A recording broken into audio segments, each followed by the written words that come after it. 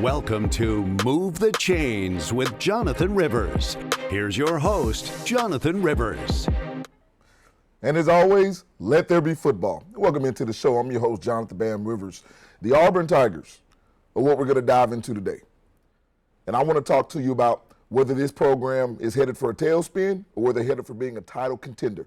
Hugh Freeze, that new staff with Derek Nix, and that new staff with Charles Kelly and DJ Durkin are going to have a lot to say about that. Will Auburn be in a tailspin or will it be a title contender? That's what we'll go over in first down. And as always, in second down, I'm going to answer your social media questions. SEC Media Days is coming up. The landscape of college football is becoming a little bit more clear in terms of what we're expecting to see in the opening of the season. So very excited to answer your questions as always. And my nonsense narrative this week, you've heard the term Heisman Moment, correct? I hear it every year from a multitude of people. And I really don't understand why, because I don't think such a thing exists. So I'm going to hit that hard on my nonsense narrative. And remember, this is a year where I think you should expect the unexpected when it comes to college football. All that and more on this week's episode of Move the Chains, but you know how we do it. So let's kick it off with first down.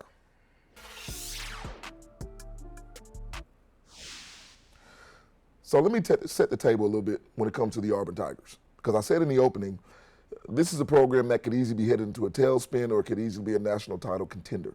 But I want to set the record straight right here before I get started with anything.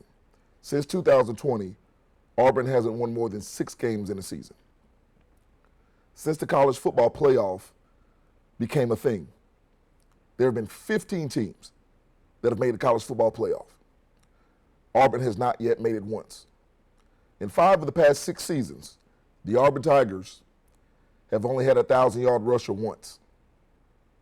And when it comes to their receiving core, in the last 3 seasons, their top receiver hasn't accumulated more than 600 receiving yards. Their defense gave up 30 points a game last year and almost 400 total yards per game. So this is a program that's not void of resources. This is a program that's not necessarily void of talent. They had 5 draft picks last year. The problem with that was all of them were drafted in the 5th round or later. So Auburn has talent, but a lot of times it hasn't been top tier, and I think that's been one of the biggest issues. But I think the biggest issue has been the litany of coaches that Auburn has had. So I've got a graphic that I want to show you here. Since 2009, you're looking at 6 different men, whether they were full-time head coaches or interim head coaches, that have been at the helm for the Auburn Tigers. And in that time frame, you've looked at programs like Alabama, you looked at programs like LSU, you looked at programs like Georgia, bypass Auburn. Not to say that Auburn was ever ahead of those programs for a long period of time, but Auburn has been competitive. But the problem is when you're able to recruit top 10, top 12, like Auburn does consistently, however, the programs that you face every single year out-recruit you within your own conference, that in itself is a problem. Brian Harsin is no longer the coach of Auburn, but still being paid via the buyout. Gus Malzahn was being paid a buyout. Gene Chizik being paid a buyout. So you see the trend that's been going on here. And when it comes to NIL, at this point in time, when trying to bring in college recruits via the collective whatever resources you have for brands and things of that nature, all that matters. And I've really never understood why programs are so willing to put a buyout clause in these coaches' contracts. Because it's sort of like you're telling them, hey, we know you probably won't make it to the contract that we're giving you to the life of the contract, but we're going to pay you anyway, and then we're going to have to pay our next head coach. But you'll be taken care of. So what kind of culture is that setting if you're the Auburn Tigers? Now, I will say this. I think Hugh Freeze, I know for a fact he's been a success in Ole Miss, and I know for a fact he's been a success when he was a head coach at Liberty. And I know for a fact that he's doing a lot of things, a la Mr. Cam Coleman right here, the top receiver in the nation coming out of Central Phoenix City, is going to be somebody that helps them compete. Auburn has done a great job through the transfer portal and through recruiting this year. They have a lot of very highly touted guys that are coming. They've got Robert Lewis from Georgia State. They've got Keith Lambert-Smith that's coming over from Penn State. They've retooled that offensive line. But the one thing that I want to know about the Auburn Tigers is how much confidence does Hugh Freeze have in his quarterback, Peyton Thorne? Because, see, when you're talking about being in a tailspin, when I said earlier that this program has not won more than 6 games in the last 4 seasons, you can't call yourself a top-tier program if that's been the truth. Even with some of the great recruiters like they have on staff, like Cadillac Williams, who's also their running back coach, they have things in place. So I think this program can honestly say it's headed in the right direction in terms of its personnel from a coaching standpoint and also from a player standpoint. But I think the biggest thing with Auburn has been the lack of player development. Because when you get talent on campus, that's one thing. Being able to develop that talent is another thing. And you don't see a lot of guys from Auburn who are leaving after their second or third year to declare for the NFL draft. And it's not because they don't have talent, it's because the talent may not necessarily be ready at that point in time. Now, they do have guys returning like a Jarquez Hunter, who is a running back who's been starting and getting a lot of playing time since his freshman year. And I think he will be one of the leading rushers in the SEC. But the question is the leadership on Auburn as well. Because when you bring in a lot of transfers, you try to retool, I think you're doing it the right way. However, you have to find yourself in a situation to where there can be some cohesiveness and a culture built under Hugh Freeze. And I want to take a look at what Auburn was able to do last year. Think about Auburn losing their first 3 or 4 games within the conference. And I think the table really turned. And even though this was late in the season, that loss to New Mexico State at home was a dagger because it really, in my mind, was able to shed a light on where Auburn's program is, but more importantly, where they are not. And see, I think this is where you can honestly see the inconsistency because you lose at home to New Mexico State, but then you come back and you have Alabama literally one play away from beating them in the Iron Bowl until you give up that 37-yard pass from Jalen Milroe. So the Auburn Tigers are that team that I would consider to be middle of the pack. When I'm talking about middle of the pack, this is a team that can easily be a title contender in the next year or two. Maybe not this year, they may be a year away, but I think they have the resources and the talent on campus to get it done. Or this could be a program under its 6th, 7th head coach in the last 6, 7, 8, 9, 10 years that has continued to put this program in a tailspin. Auburn's, I think, too good. I think they have too many resources for that to happen. But the truth is we just have to wait and see. All right, so that's it for the Auburn Tigers right here in First Down. When we come back from the break, I'm going to be answering your social media questions. We'll be back when we move the chains right after this.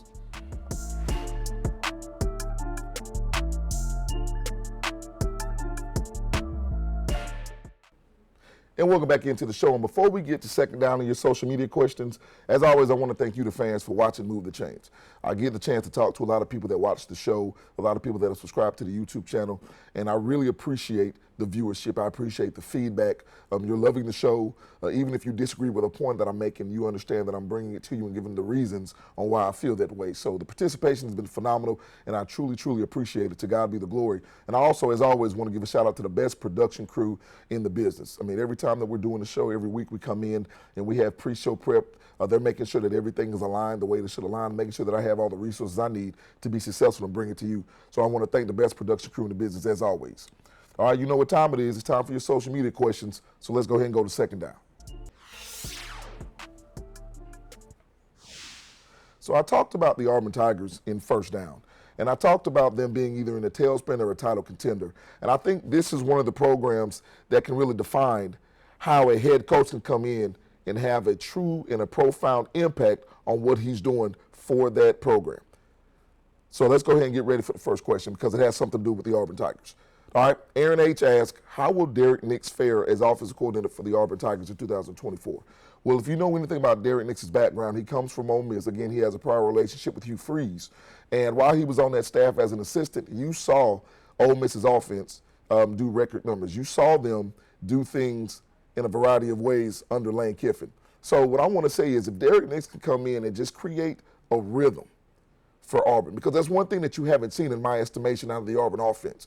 Auburn really, I think because they haven't had the quarterback play, you've gone back and forth between Peyton Thorne and Robbie Ashford and what have you. So if Auburn is able to come in and create some type of rhythm, create some camaraderie, and be a team that can be balanced. And I don't mean you have to run the ball 50% of the time and throw the ball 50% of the time, but I mean put yourself in position as an offense where you don't know, a team doesn't know whether you're running the ball on first down or second down because you're always winning on first down. Remember, the best thing an offense can do to win on third down is to win on first down. And I think if Derek Nix is able to incorporate that type of mindset in this offense, Auburn can be in every single ball game and pull out some of the games that they were able to not win last year. All right, next from Kyle R. It says, why has the SEC been consistently dominant over the past few decades? Well, I want to take back the clock a little bit, Kyle. Do you remember when the SEC was being killed and being berated because they never had high-level quarterbacks? Everybody was saying, well, the SEC, the offense in the SEC is terrible. They only play good defense. I don't want to watch games like Alabama and LSU 9-6 years ago. And while the SEC was still winning national championships, and we saw college football transitioning to more of an offensive type game across the landscape. You've got conferences like the Big 12 who were already there, but the entire landscape of college football changed. And so what did you see the SEC do? They simply understood that they can go out and recruit the biggest, the best, and the fastest because they are the SEC, and that's exactly what they did. So now the Bryce Youngs of the world, first-round draft pick, Heisman Trophy winners, the Joe Burrows of the world, the Devontae Smiths of the world, Auburn was able to transition to becoming offensive juggernauts as well and still be viable on the defensive side of the football. You look at Georgia here with their quarterback, Stetson Bennett at the time, helping them win 2 national championships, and Carson Becker, whom they have now. That's why Georgia has been so prolific over the past 4 or 5 seasons under Kirby Smart, because they are very balanced on the offense and the defensive side of the football. So the reason that the SEC has been so dominant is because no matter what has happened in the landscape of college football, they've been able to adapt. If they had to be the best defensively, they were. When it was time to become the best and most explosive offensively, they were. And it also was linked to bringing in coaches like a Lane Kiffin and Steve Sarkisian, who are offensive-minded, who can help lead the offensive sides of these football teams. All right, what do we have next? All right, so the last question from Sammy M is, what player should I be watching in 2024? Nico Iamaleava, starting quarterback for the Tennessee Volunteers. And listen, Nico was a true freshman last year, but you see this tape that I'm showing you against Iowa in the Citrus Bowl. You know why this is important? Because Joe Milton, who was the starting quarterback for the majority of the season last year, declared for the NFL draft and didn't play in the bowl game. So Nico was able to get the start. So while playing in that game provided him with a wealth of experience, ladies and gentlemen, it's the month and a half of practice time leading up to the bowl game that got him the reps that are really going to think help propel him. And understanding who Josh Heupel is and his high-octane, speed-you-up offense. And also with Brew McCoy coming back, a lot of people don't understand what a loss that was to the Tennessee offense last year. I think they're going to be dynamic. You've got Dylan Sampson in the backfield. So Nico will be able to be smooth. He'll be able to be calm, collected, and run Josh Heupel's offense. So I think this could be a player that's not only an All-American candidate, but an SEC Player of the Year candidate. It can have Tennessee knocking on the door of the college football playoff. All right, that's it for your social media questions. When we come back from the break, my nonsense narrative, my favorite segment of the show, and you don't want to miss it. We'll be back and we'll move the chains right after this.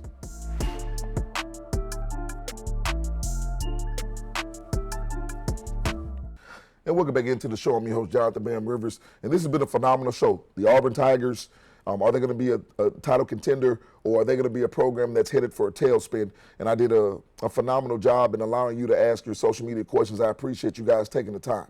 So you know what time it is now. It's my favorite segment of the show. So let's no longer delay. It's time for the nonsense narrative.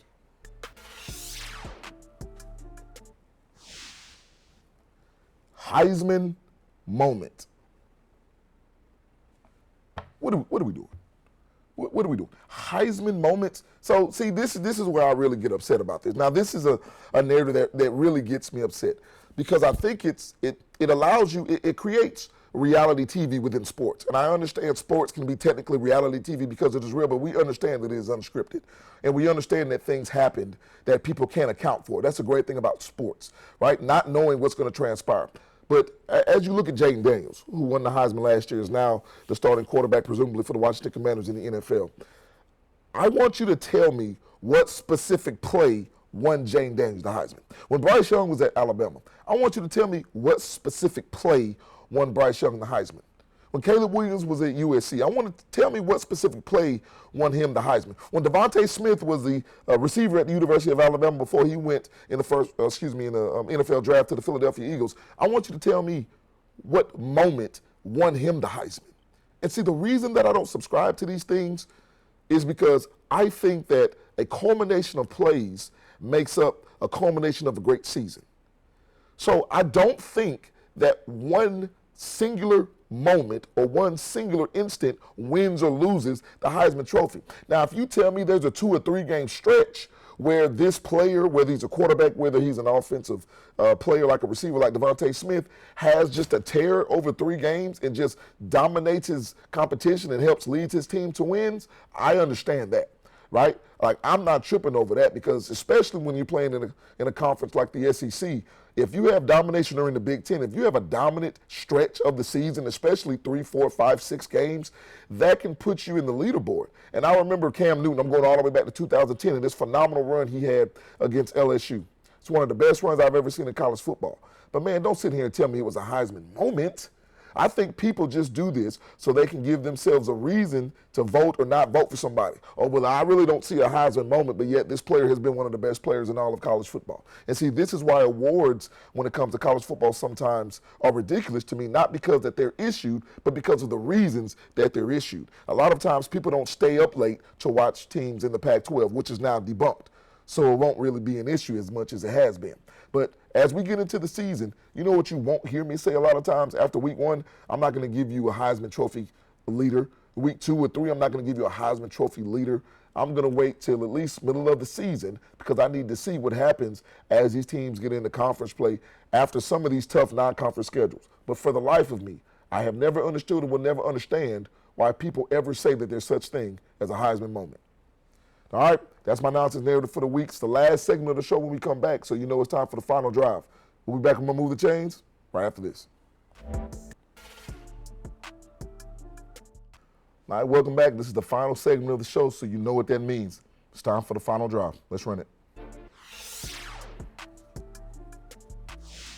I've said on the show before that I'm very excited about this year of college football, and really the biggest reason is I want everybody to be ready for the unexpected.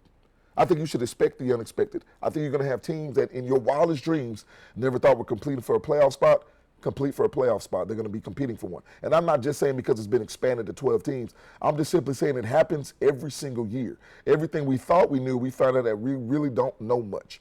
A team like Missouri. I'm not picking them right now to go to the college football playoff, but I wouldn't be surprised with a guy like Luther Burden if they really take strides in understanding what they're able to do in the SEC. I think this program, in terms of Missouri, is one of the teams to watch for in addition to some others, but make sure you expect the unexpected. All right, as always, you can not only catch Move the Change right here on the Sports Leader WXCX Fox 54 every Saturday morning, but you can also subscribe to the YouTube channel. It is at move_the_change. The YouTube channel is growing. We're greatly appreciative. Continue to leave your comments and your questions because they may end up right here on the show. All right, so that's it for this week's episode. For everybody in production, I'm your boy, Jonathan Bam Rivers. And until I see you next time, God bless.